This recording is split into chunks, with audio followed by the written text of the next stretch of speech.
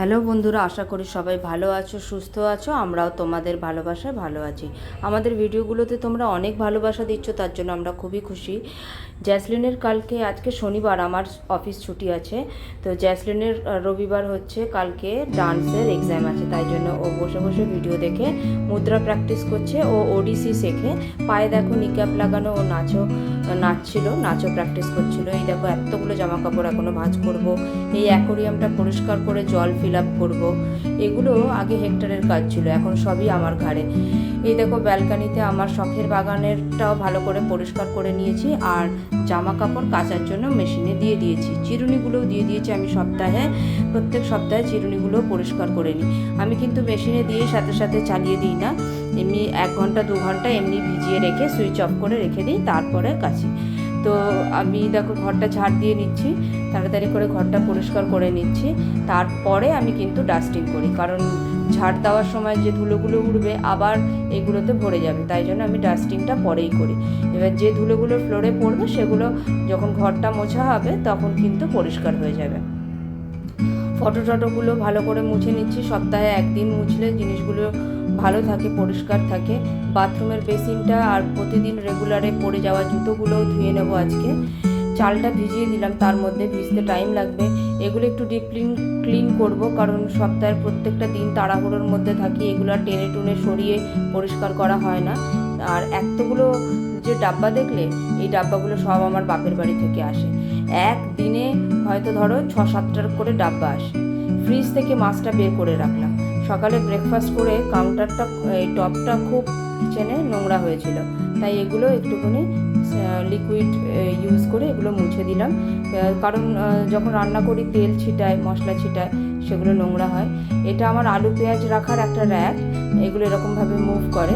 তো এটাকেও একটুখানি ঝুল ময়লা এসব পরে এগুলো একটু মুছে দিলাম, ডাস্টিং করে দিলাম। এটা জলের জায়গাটাকে সরিয়ে ঝাড় দেওয়া হয় না, তো ওটাও সরিয়ে ঝাড় দিয়ে নিলাম। এদিকে টেবিলের তলাটাও ভালো করে পরিষ্কার করে নিয়েছি।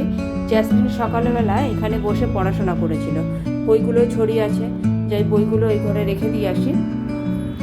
চালটা ভেজানো হয়ে গেছিলো, তো চালটা একটু ধুয়ে চালে জল ভরে দিচ্ছি। ভাতটা বসিয়ে দিই, ভাতটা হতে থাকুক, ততক্ষণে আমি বাকি কাজগুলো করে নিই। আজকে করব একটু ইলিশ মাছ, যেটা আমি সব বার করে রেখেছিলাম, আলু বেগুন দিয়ে পাতলা ঝোল। বাইরে দেখো বন্ধুরা, মেঘে কালো হয়ে বৃষ্টিও পড়ছে। অতগুলো জামা কাপড় এখন আমাকে ঘরেই শোকাতে হবে।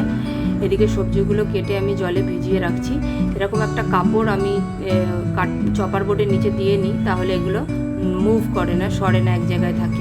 সেদিন যে লঙ্কাগুলো ফ্রোজেন করে রেখেছিলাম, সেই লঙ্কা বার করে নিচ্ছি ঝোলে দেওয়ার জন্য। ভালোই আছে জানো তো, আর একটা লঙ্কাও পচেনি, সুন্দর আছে, একদম বরফের মতো খটখট করছে। কালো জিরা লাগবে আমার, লঙ্কা লাগবে, আর আলু আর বেগুন। ভাত ফুটতে শুরু করে দিয়েছে, মাছগুলো এখনও গলেনি। মাছগুলো একটু গলুক, ততক্ষণে আমি অন্য কাজগুলো একটু সেরে নিই।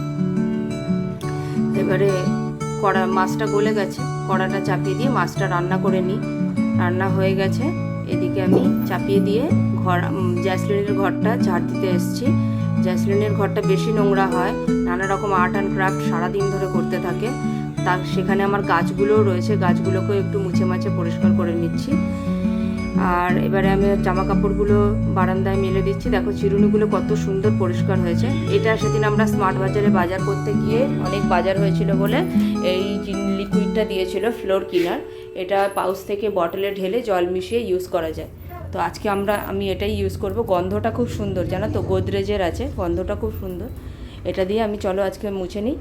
তো আমার প্রচুর কাজের শেষ নেই। এরপরে স্নান, খাওয়া দাওয়া তো এখনও বাকি রয়েছেই, সেগুলো করব। জ্যাসলিনকেও স্নান করাবো।